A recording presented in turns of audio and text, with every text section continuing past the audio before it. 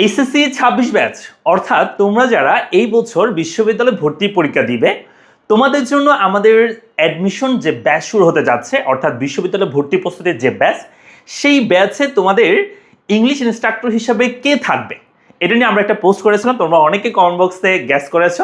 So আজকে হচ্ছে সেটা রিভিল করার পালা।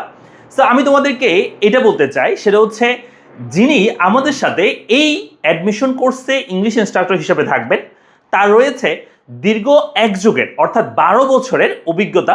এবং এটা শুনে তোমরা আনন্দিত হবে, সেটা হচ্ছে যার হাত ধরে আমি একজন পাবলিকান হতে পেরেছি, তোমরা কিন্তু আমার সেই শিক্ষকের হাত ধরতে যাচ্ছ এবং তার মাধ্যমে তোমরা তোমাদের যে স্বপ্ন সেই স্বপ্ন পূরণ করতে যাচ্ছ।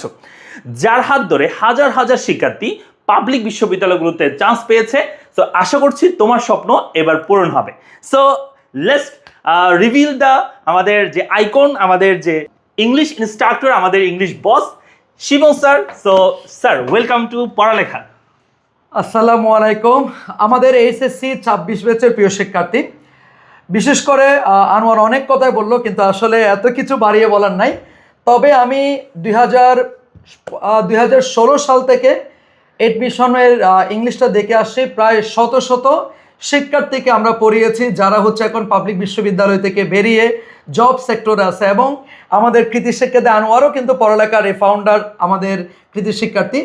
সো আমরা চেষ্টা করব আমাদের ইংলিশটাকে ভেরি বেসিক লেভেল থেকে পড়ার জন্য।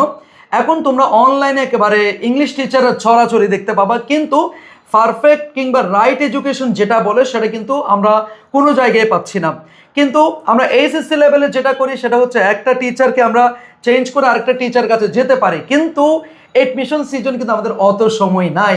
একটা কথা আছে না, যে একবার ভুল করে ফেলে সে কিন্তু দ্বিতীয়বার আর সুযোগ পায় না। সো সেই জায়গা থেকে তোমাদেরকে পারফেক্ট একটা সিদ্ধান্ত নিতে হবে।